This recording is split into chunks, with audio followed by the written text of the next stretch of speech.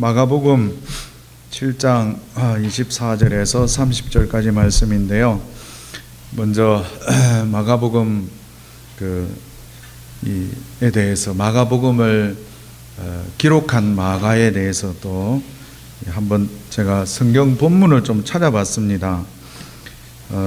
마가복음의 이 저자 마가라는 이 사람이 어떤 사람인지 어떤 인물인지 이 성경에 등장하는 성경 구절들, 마가가 등장하는 성경 구절들을 쭉 찾아보다 보니까 이 마가가 참 어떠한 과정의 삶을 살았는지를 조금은 알 수가 있었습니다. 본문 말씀을 보기 전에 마가가 등장했었던 본문 말씀들 짧게 한번 보고 넘어가려고 합니다. 먼저 사도행전 12장 11절 12절을 보면 마가가 어떤 사람인지를 소개하고 있습니다. 같이 한번 읽어볼까요? 이에 베드로가 정신이 들어 이르되 내가 이제야 참으로 주께서 그의 천사를 보내어 나를 헤롯의 손과 유대 백성의 모든 기대에서 벗어나게 하신 줄 알겠노라 하여 깨닫고 마가라 하는 요한의 어머니 마리아의 집에 가니 여러 사람이 거기에 모여 기도하고 있더라. 이 장면이 어떤 장면인지 말씀을 우리가 많이 들어서 또 많이 읽어서 잘 알고 있는 장면이죠. 베드로가 복음을 전하다가 감옥에 갇히게 되고 감옥에서 또 주의 도우심으로 기적적으로 또 풀려나는, 그리고 풀려난 다음에 감옥에서 나와서 곧장 베드로가 달려간 집이 어떤 집이냐라고 여기서 설명하고 있는데 그 집주인의 이름을 소개할 때 마가라 하는 요한의 어머니라고 소개를 합니다. 좀 특이하죠, 그죠? 성경 중에서 어느 이 특정인의 이 집을 소개할 때 이 자식과 어머니의 집, 어머니의 이름을 동시에 사용한 이런 경우는 이 구절이 하나밖에 없다고 합니다. 이 마가의 집이라고도 해도 되고 마리아의 집이라고 해도 되는데, 이렇게 이게 표현을 한 이유 중에 하나는 아들 마가, 어머니 마리아 둘 다 또 중요하기 때문에 둘 다의 이 관계를 또 설명하기 위함인 것 같습니다. 이 마가는 그 로마식 이름이라고 해요. 히브리 이름은 요한이라고 해요. 그래서 마가라 하는 요한이라고 이렇게 표현을 했습니다.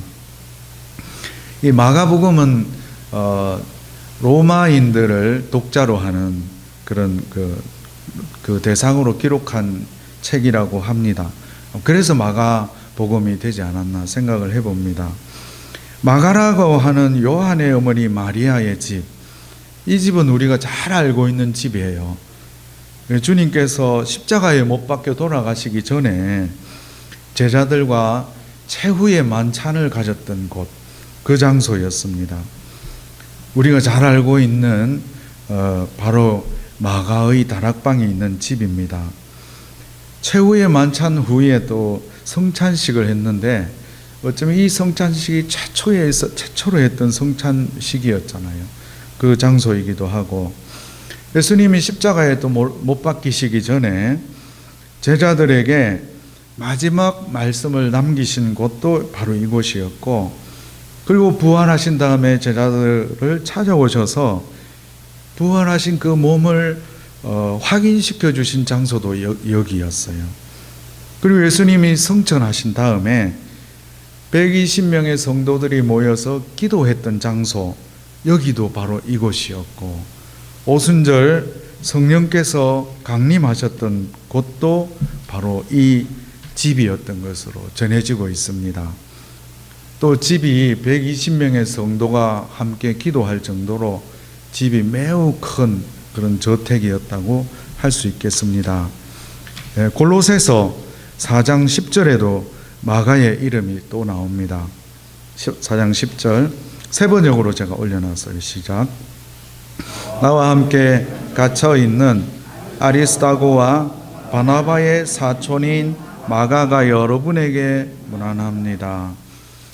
마가는 사도행전에 소개된 그 유명한 그 바울과 바나바와 바울, 그 바나바의 개역 개정에서는 이제 생질이라고 되어 있긴 하지만 엄밀히 따지면 이 헬라어로 보면 아네오프시오스라고 하는 단어인데, 이 단어는 사촌의 뜻이랍니다. 그러니까 사촌, 아마 동생이라고 할 수 있겠죠.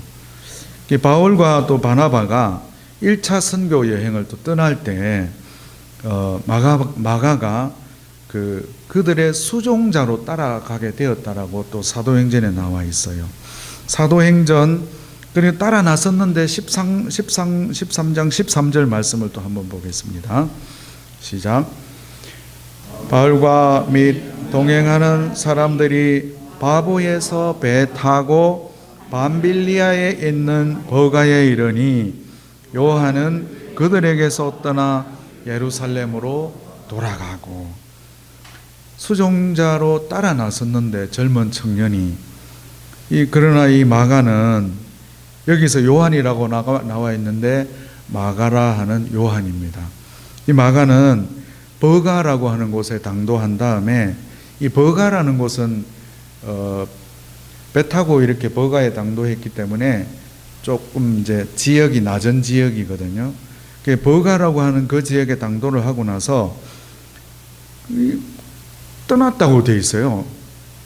예루살렘으로 돌아갔다고 되어 있어요.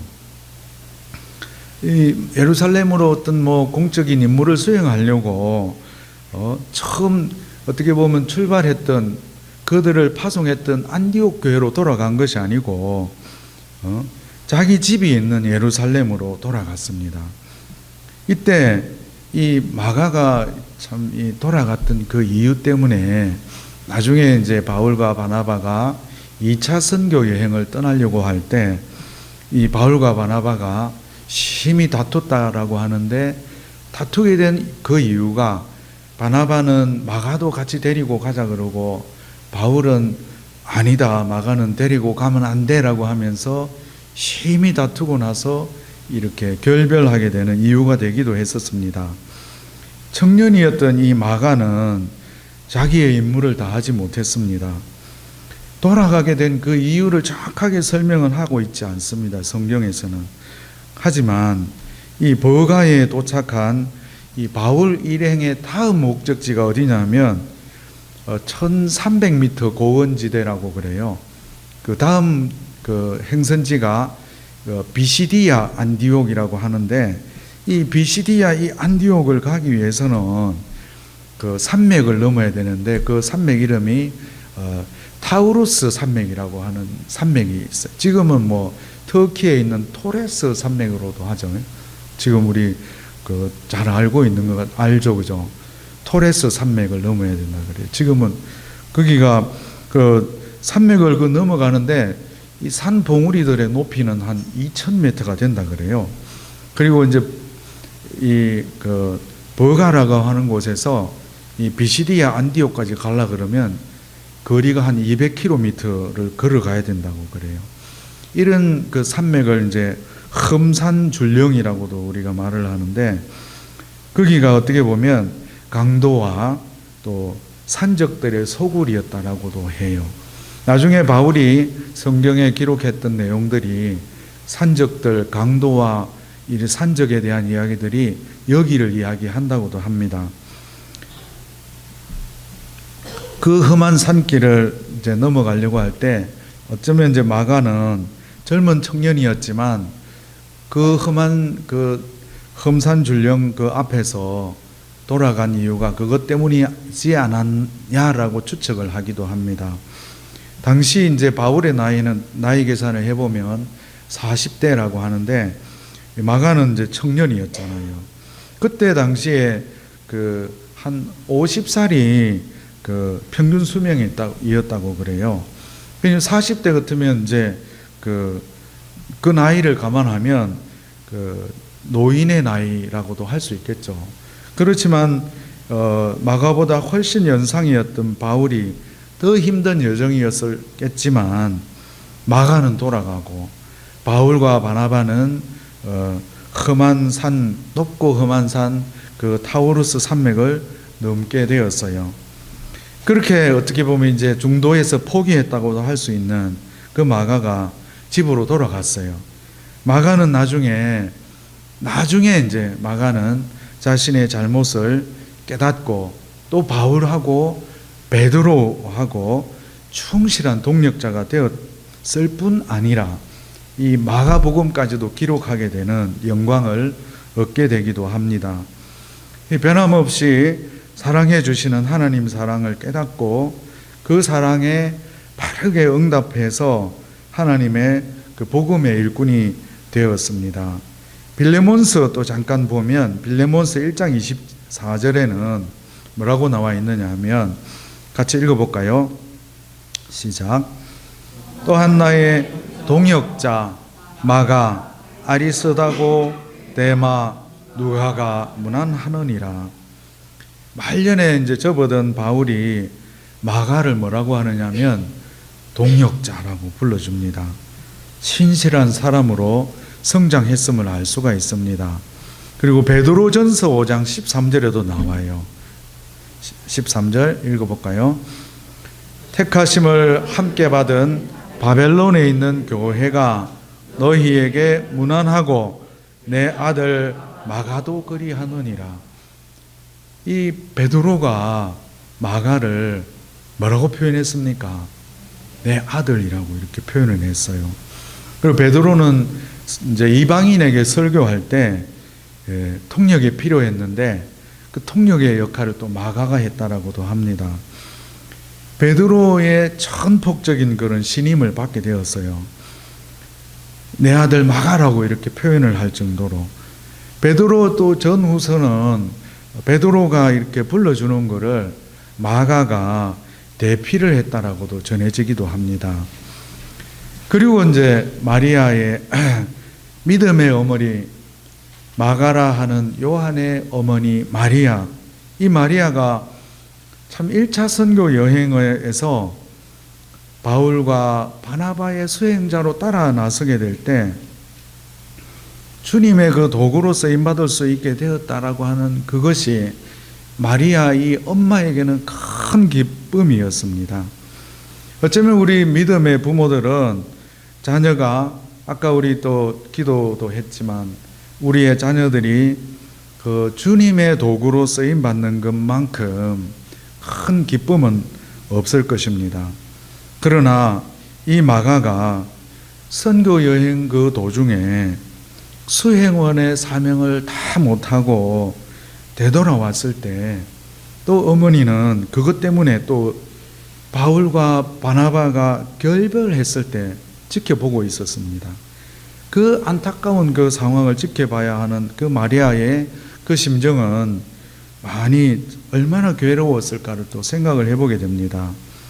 그리고 이제 세월이 흐른 다음에 바울이 또 마가를 다시 부르고 자신의 동력자로 삼아주기도 하고 사도 베드로가 마가를 자신의 그 아들로 또 삼고 했을 때는 어머니 마리아는 그 아들 마가가 그렇게 신비로운 그 참 하나님 앞에서 변화되어가는 그 모습을 보면서 얼마나 또 하나님 앞에 감사하고 감격했을까를 생각을 해보게 됩니다.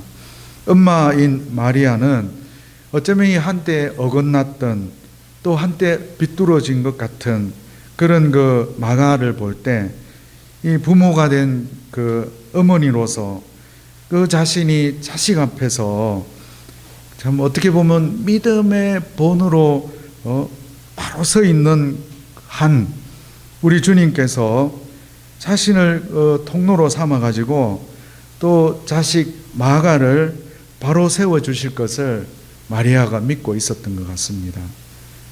이 어머니 마리아는 흔들리지 않는 그런 바위 같은 믿음으로 자리를 지키고 있었던 것이었습니다.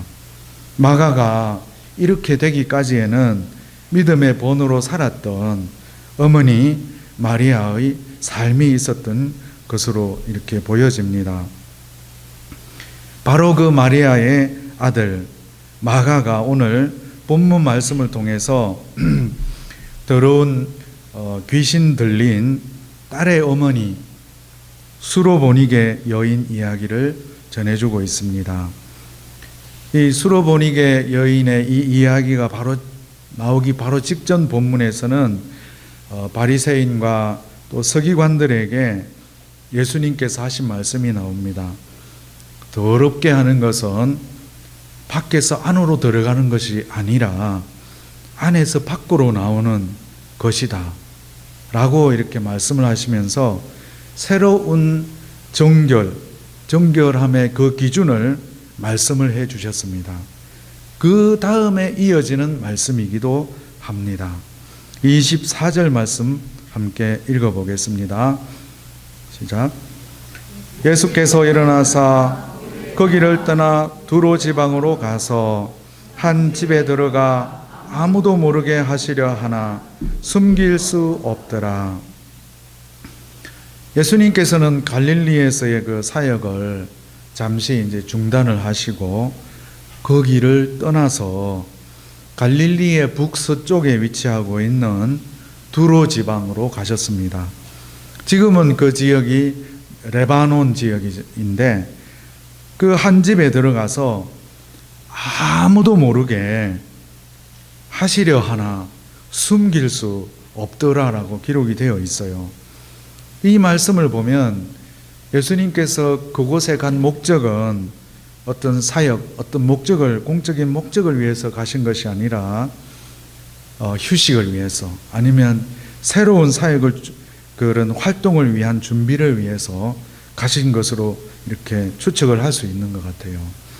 그러나 이 상황이 여의치가 않았습니다. 이방 지역에도 이미 예수님은 숨어 지낼 수 없을 만큼 예수님의 소문이 널리 퍼져 있었기 때문입니다. 예수님이 그곳에 가셔서도 쉴 수 있는 곳도 숨을 수 있는 곳도 없었습니다. 귀신 들린 어린 딸이 있는 한 여인이 예수님께 찾아왔습니다. 보통 우리는 이제 피곤하거나 힘들거나 또 휴식을 취해야 될 그때 아니면 또 너무 우리가 바쁠 때 손님이 이렇게 오면 안 만나고 싶습니다. 내가 지치고 힘드니까 다음에 왔으면 좋겠다 생각을 하게 됩니다. 마태복음에도 또 수로보니게 여인이라고 안 돼 있고 거기는 가나안 여인이라고 나와 있는데 이 동일한 내용이 나와 있어요. 근데 이 제자들이 뭐라고 이야기를 하느냐면 제자들이 와서 청하여 말하되 그 여자가 우리 뒤에서 소리를 지르오니 그를 보내소서라고 이렇게 말을 합니다. 제자들은 예수님께 그 여자를 돌려보내시기를 요청을 했는데 예수님은 거절을 안 하고 맞이하셨습니다. 25절, 26절 읽어보겠습니다. 시작. 이에 더러운 귀신 들린 어린 딸을 둔 한 여자가 예수의 소문을 듣고 곧 와서 그 발 앞에 엎드리니 그 여자는 헬라인이요 수로보니게 족속이라 자기 딸에게서 귀신 쫓아내 주시기를 간구하거늘. 이 여인을 소개할 때 수로보니게 출신이었다, 헬라인이었다라고 합니다. 이 유대인에게는 이 수로보니게 출신이면서 헬라인이라고 하면 이방인이잖아요. 이 수로보니게라고 하는 이 지역은 시리아에 속한 베니게, 지금은 페니키아라고 합니다. 이 지역은 이스라엘 북쪽 지중 해변에 있는 왼쪽으로 북쪽에 있는 그런 그 두로와 시돈 지역인데 지도를 잠깐 한번 볼까요? 지도 베니게라고 있는 저기가 페니키아, 그리고 오른쪽으로 보면 이제 시리아에 있는데 시리아에 속한 베니게 사람이라고 합니다. 그리고 이제 이 지도에 또 잠깐 나와 있는데 사렙다, 사르밧이라고 하는 곳도 이제 거기 있어요. 여기는 이제 구약의 열왕기상 엘리야와 그 사르밧 과부 이야기가 나오는 장소이기도 합니다. 그 엘리야가 그 과부를 참 찾아갔던 그 장소에 또 예수님께서 그녀가 있는 그곳에 그 지역으로 오시게 되었습니다.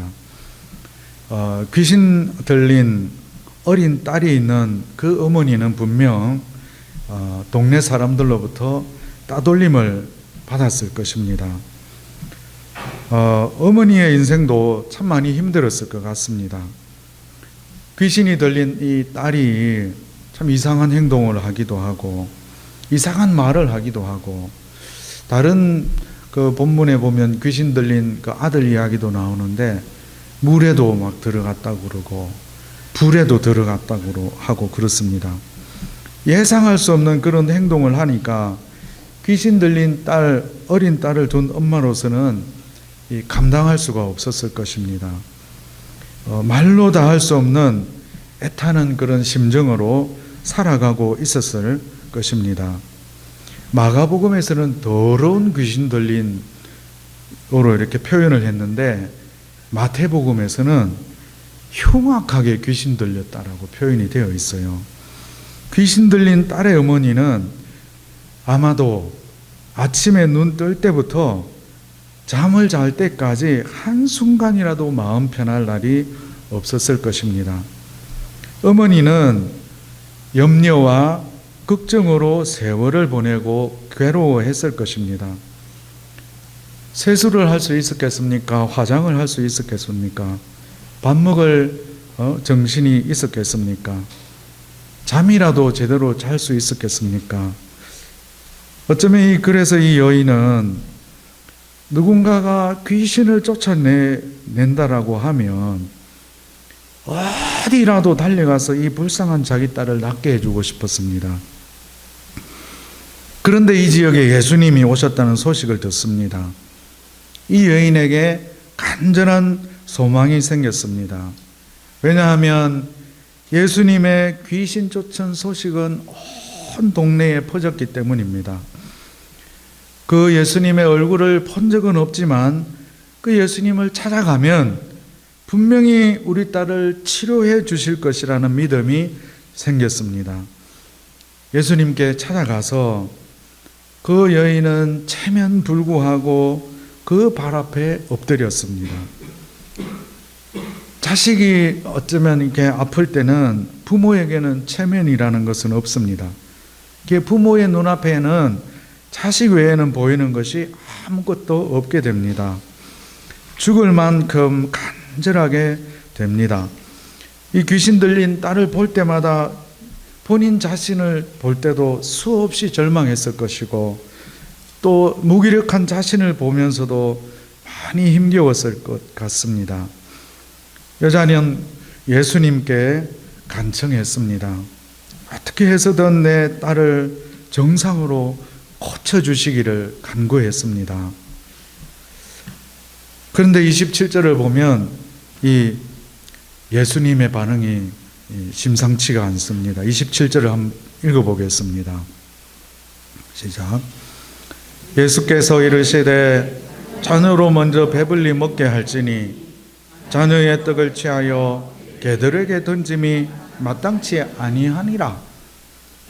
참 여기서 이제 자녀라는 것은 선택받은 이스라엘 백성을 이야기하고, 이 개는 개처럼 이방인을 취급을 했었다고 해요. 개처럼 취급을 받았던 이방인을 말합니다. 예수님은 왜 염려와 걱정으로 세월을 보내고 있는, 괴로워하고 있는 이 여인에게 이렇게 말씀을 하고 있는 것일까요? 이 상식적으로는 참 이게 이해가 잘 안 됩니다. 예수님이 지나친 그 말씀을 하는 것 같기도 합니다. 또 상처가 되는 말로 들리기도 합니다. 근데 28절을 보면 또 여인이 기가 막힌 대답을 하는데, 또 이 대답 속에 예수님이 왜 이렇게 말씀을 하셨는지 예수님의 그 의도를 읽을 수가 있습니다. 이렇게 말씀하신 데는 다 이유가 있었음을 알 수가 있습니다. 28절을 한번 읽어보겠습니다. 시작. 여자가 대답하여 이르되 주여 올소이다마는 상 아래 개들도 아이들이 먹던 부스러기를 먹나이다. 화를 내야지 마땅할 것 같고 소리치고 고함 지르고 막 뒤돌아서서 돌아가야 할 상황 같습니다. 하지만 이 여인에게는 그러기에는 여인의 심정은 너무나 절실했습니다. 주여 올소이다마는 상 아래 개들도 아이들이 먹던 부스러기를 먹나이다. 예수님은 어쩌면 이 대답이 나오도록 이 여인의 마음을 자극을 한 것으로 볼 수 있겠습니다. 참 믿음이 무엇인지 이 여인이 스스로 고백하시도록 하시기 위함이었습니다. 의도적으로 유대인 그 선민의식이 담긴 표현을 하셔서 편견을 허물기 위함이었습니다. 예수님은 이 여인으로부터 이 말을 듣기 위해서 일부러 의도를 가지고 하신 말씀이었음을 알게 됩니다. 이 여인이 이 믿음이 있어야지 그렇게 원하던 딸 안에서 귀신이 나갈 수 있기 때문에 먼저 예수님은 이 여인에게 믿음을 갖도록 자극을 한 것이었습니다. 자존심 상할 말을 하셨지만 이 여인에게는 그것이 문제가 되지 않았습니다. 자존심을 내세우지 않았습니다. 올소이다마는 이라는 이 단어는 일단은 인정은 하겠다 이런 의미예요. 일단은 인정하나 또 다른 자기의 의견을 말할 때 사용하는 반의 접속사라고 합니다. 저도 이 말씀 준비하면서 이 반의 접속사가 뭔지 오늘 배웠어요. 올소이다마는 인정하지만 예수님 그 말씀은 인정합니다. 인정하지만 은혜에서 제외되는 것은 인정할 수 없다는 그녀의 마음 속에 있는 강한 그 믿음의 반영을 할 수 있다고 할 수 있겠습니다. 상 아래 개들도 아이들이 먹던 부스러기를 먹나이다. 유대인에게 허락된 은혜와 축복의 그 부스러기에 불과하지만 주님의 은혜를 겸손히 간청합니다. 다 아니어도 좋습니다. 부스러기라도 좋습니다. 그만큼 간절함의 표현입니다. 나는 그것이라도 만족하겠습니다. 전통이라고 하는 것으로 하나님의 계명을 범하고 있는 바리새인과 서기관들, 그들은 이제 배타적인 우월감이라고 하는 편견에 어쩌면 이 극한 이 대조를 보이고 있는 수로보니게 여인의 겸손함입니다. 이방인이면서 더러운 귀신 들린 딸을 데리고 있는 여자, 이것은 유대인들의 시각으로 볼 때는 대면하기조차 부적절한 대상이기도 했습니다. 하지만 예수님은 배척하지 않으시고 참 치유를 믿고 나온 이 여인이야말로 정결한 하나님의 백성이라고 말씀하고 있는 것 같습니다.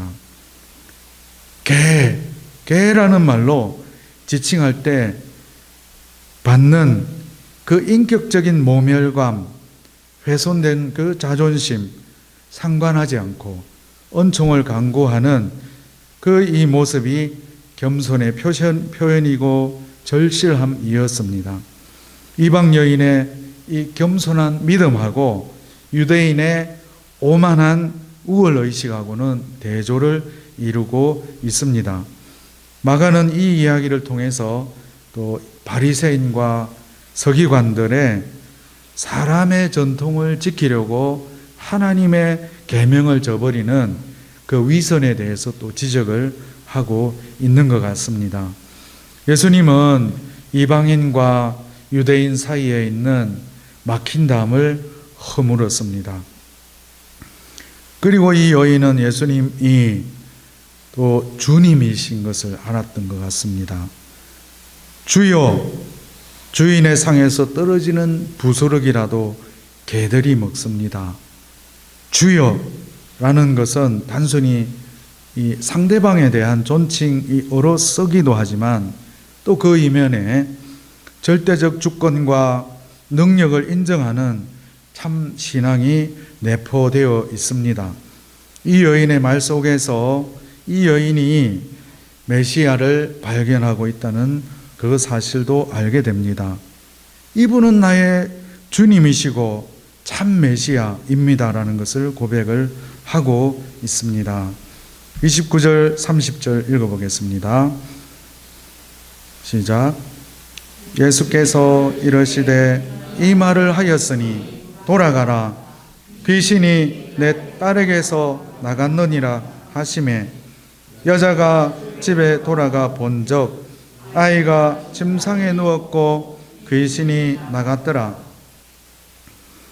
이 말씀 속에는 또 중요한 내용이 담겨 있습니다. 네가 그렇게 말했으니 어서 가보아라고 하십니다. 귀신이 내 딸에게서 나갔다. 예수님이 이렇게 대답을 했습니다.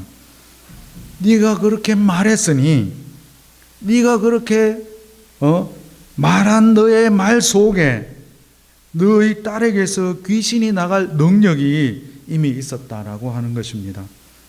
예수님은 귀신을 쫓아낼 때 더러운 귀신아 나가라 말씀하지 않았습니다. 여기서는 이 여자가 믿음이 생겨서 그렇게 말을 했죠.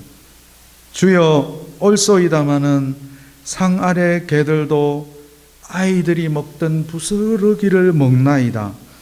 그 말 속에 이미 이 여인의 마음속에는 믿음이 들어온 것입니다. 믿음이 들어오니까 귀신이 나가버린 것입니다.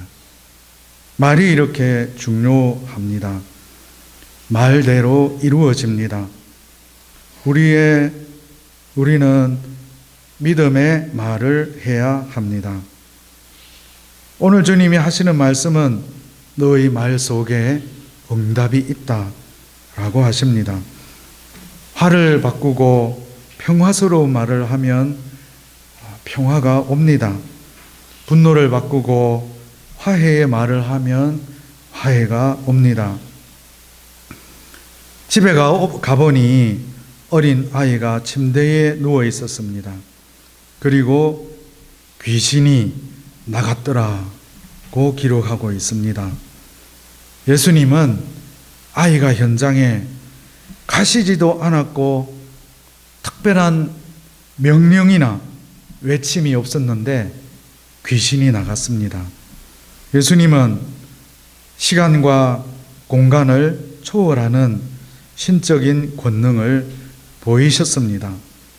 이 본문을 마태복음에서는 여자여 내 믿음이 크도다 내 소원대로 되리라 하시니 그때로부터 그의 딸이 나으니라 라고 기록되어 있습니다.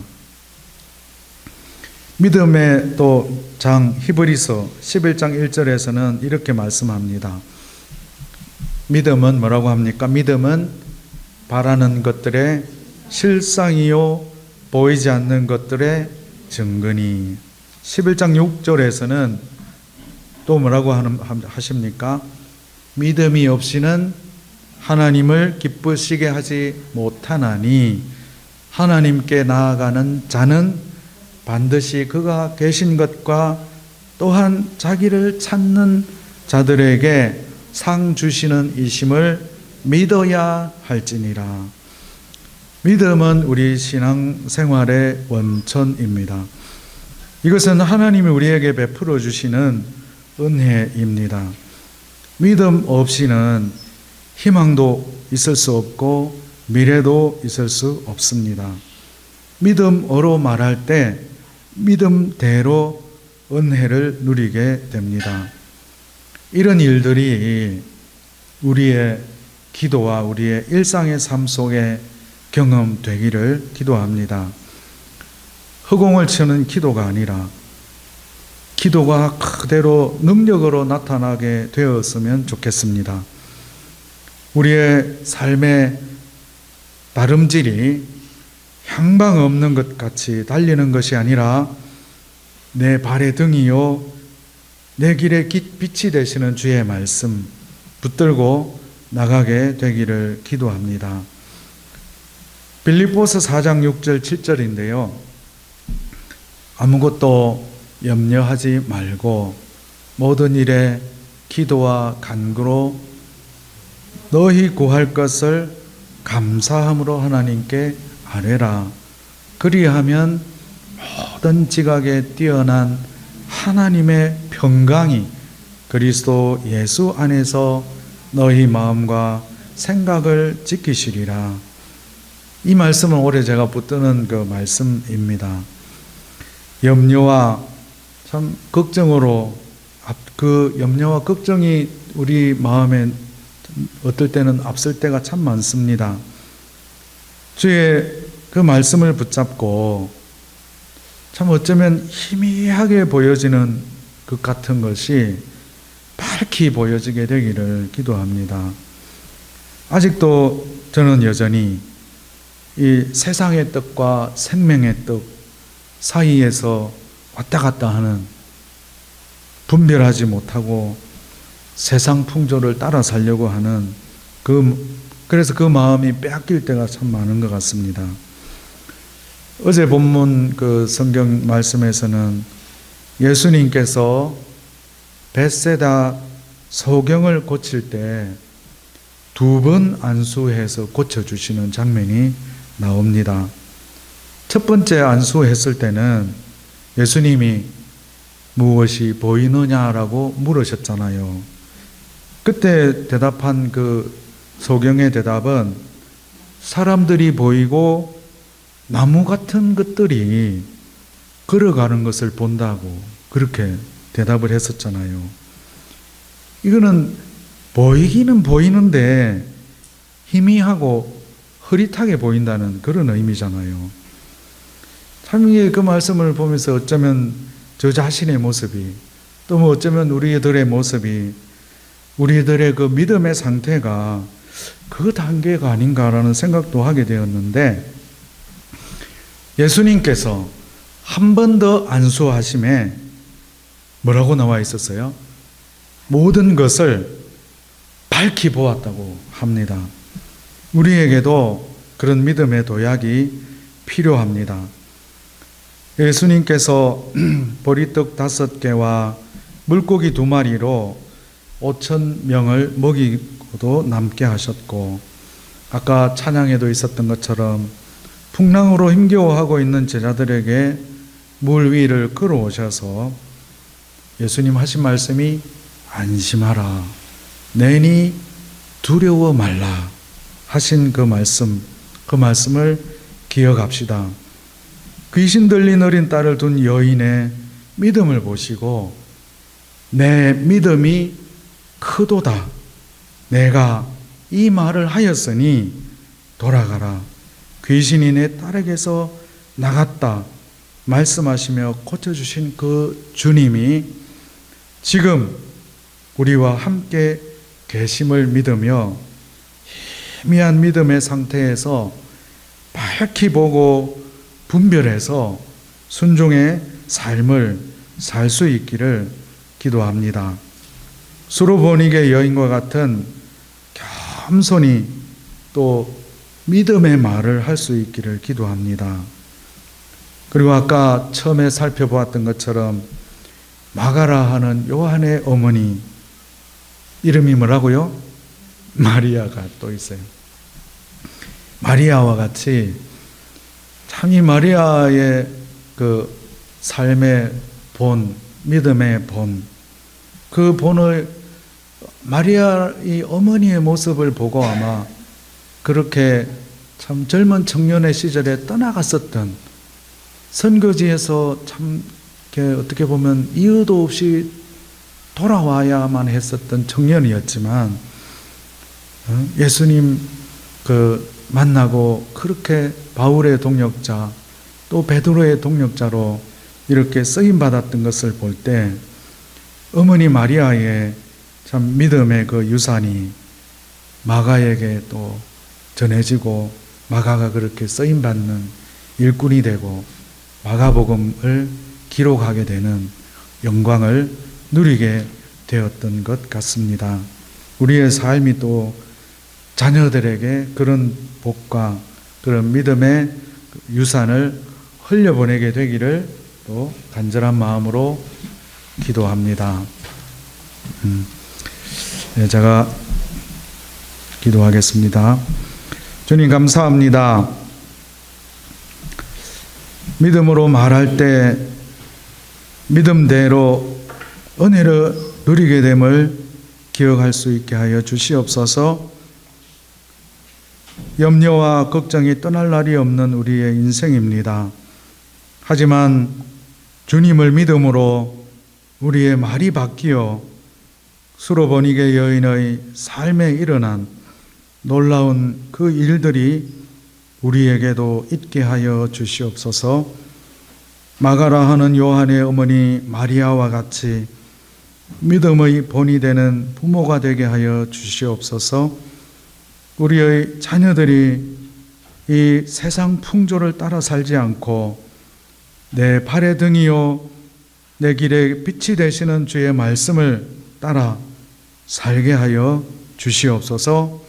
예수님의 이름으로 기도합니다. 아멘.